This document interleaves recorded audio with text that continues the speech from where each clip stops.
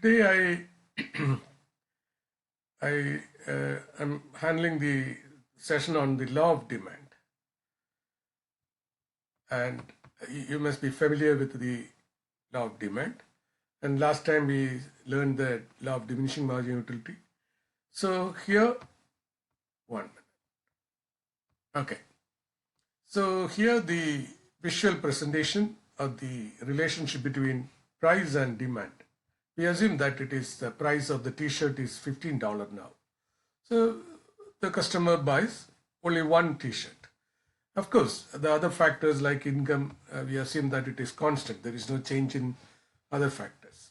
Suppose the price comes down to $12 and we are ready to buy 2 t-shirts. So it increases. Price comes down, we buy more. And again, now the price is $8 per t-shirt, so we buy 3 t-shirts. And now price is only $5, very cheap, so we buy more t-shirts. For other factors, we assume that income, no change in income. Then and other factor we will see in demand function. Okay. So definitely you may ask, suppose your income is going up, who cares the price? So definitely that's correct. And also suppose you may not buy more even if the price comes down, if that is not the trendy commodity, or that is not the season, or the old fashioned, something like that, or the price of the substitute is very cheap. So we may substitute other goods. So that is why in economics we have a usage, ceteris paribus. That means other factors are assumed to be constant. There is no change in other factors. If so, if the price goes up, the quantity demanded comes down. Let me compare this situation, this ceteris paribus with the movie Stunt. Any number of villains, hundreds of villains around the hero, but the director will freeze others, only one at a time with the hero. So in the same way, maybe a funny comparison, but in the same way, in scientific research, we start from simple to complex relationship. So we will take all these factors that may influence the quantity demand, like income, season, price of the substitute, complementary goods price. All these we will take in the another video, demand function. So this is the table form of the inverse relationship, the opposite relationship. What happens here? Just opposite here. Price goes up, quantity demanded comes down. Price comes down, the quantity demanded goes. So we call this opposite relationship inverse relationship. This is the law of demand. So I visualize this in a symbol form. So here we show the prices. So $15, only one is. So this point intersects both. So this points $12, 2 t-shirts. Just a visual presentation of what is the meaning of intersecting points. So here we measure quantities, here both are intersecting. So more precise. $15, 1 t-shirt. $12 t-shirt. And see, each point combines 2 things. This information and this information, price information and quantity demand. So these are the 4 points. So you may ask, why only 4 points? There can be any number of prices, like after 15 can be $13, $14, $11, even $11.5, $11.25. Yeah. And why not other goods like food items? Because in the case of food items, even if the price goes up, we may not reduce food that much. So such differential responses we will study another video, elasticity of demand. So now we study only the 2 variables. Why we call it as a variable? Because whatever varies, it's variable. Price vary, quantity demanded vary. So these 2 are variables and they are oppositely related. That is the law of demand. And as you asked, there can be any number of price. Yeah, you are correct. any number of price. I have plotted some price. So between this $12 and $15, I listed some more price. So here I chose 4 more points. So the previous 4 points of intersections and now 4 new points. So we got 8 points of intersections. So if we draw a line, downward sloping line, it can be any point and we get corresponding. Suppose here, and we get corresponding demand here. So that is why we draw a line. Otherwise only 8 points. So the line gives any number of, any level of price and the corresponding demand. So you may suppose the one you asked, why consider the income also? Yeah, now I am trying to take that. Let us take only one point in the demand curve. So please remember, the demand curve shows only price change and the quantity demanded. $8 and the quantity is 25 pound. So we take only one point intersection of price and quantity demand, that is PQ we call it. Okay.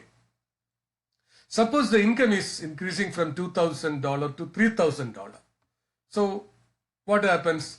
Definitely income and so this upward sloping curve is income and the demand, because definitely naturally when the income goes up we buy more stuff. Here in the picture visually the garments are shown, more garments are bought, higher income, whatever it is. So upward sloping demand, quantity demanded are directly related. Whatever happens, this same thing happens. So income goes up, so we also buy more and more. That is shown in this diagram. Same price but more quantity demanded. 25 pound. Now the income is not $2,000 but $3,000. So 40 pound. The 40 pound and $8 we cannot show in this line. This point is only 25 pound.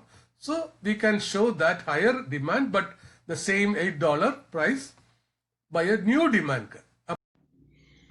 So here I have added one more slide showing the difference between quantity demanded and the change in demand.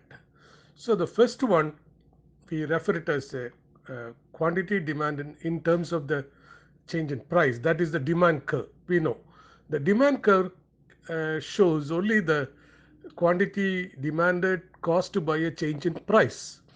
So we cannot show on that same demand curve higher quantity due to the change in income or any other factor at the same price. So the new demand curve we use the new demand curve to show the so that is a shift in demand curve, either upward or downward. Same price but higher quantity demanded or lesser quantity demand. That is the change in demand which is shown through a new demand curve, either upward slope, upward or not sloping, upward shifting or downward shifting. So the quantity demanded is in terms of price, and this is the change in demand. When the quantity increases but the same price, a new demand curve shows. That is change in demand. And what about the food items? Suppose is it a linear? We draw the curve as a linear diagram. Linear diagram means suppose the price is of the food is going up. So if it is a higher price, will we stop buying food? No. And also if the price is coming down, we may go on buying more and more food stuff. Okay.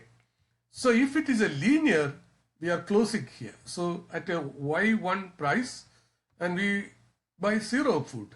That is not realistic. And a lower price we are stopping here. That is not realistic. So it can be curvy. So here we buy more. Even if it is higher price, we will continue to buy if it is food. And also we may go on buy. So actual demand curve is the non-linear curve. That is why we call it as a demand curve. Still they are inversely related. Higher the price, lower the demand. lower the price, higher. So it is inversely related, but it need not be linear. Linear for convenience sake, for simplicity sake. And the slope of the demand can be different way. This is steep, more slope towards the vertical axis. This slope is more towards the horizontal axis. And there can be different demand curves showing different slopes. Slopes means nothing but the change in demand, a change in price leading to change in demand. So this much change in price and this much change in quantity demanded. So this is the slope. The shaded area is the slope. So how do we take the proportion of the change in price and change in we cannot compare this dollar and quantity demanded. We should convert it into a common parameter of percentage change, because one is in dollar or currency terms, the other is in quantity. Quantity may be liter or pound. It's not comparable. So we usually convert it into percentage. Both changes converted into percentage. So we will get the proportionate change. So here the change in price, quantity demanded is equal to change in price. Here the change in demand is more than the change in price. So quantity demanded is greater than price. We will study all these in the next video. After that demand function, we will go to the elasticity of demand. So thank you and have great time. See you soon.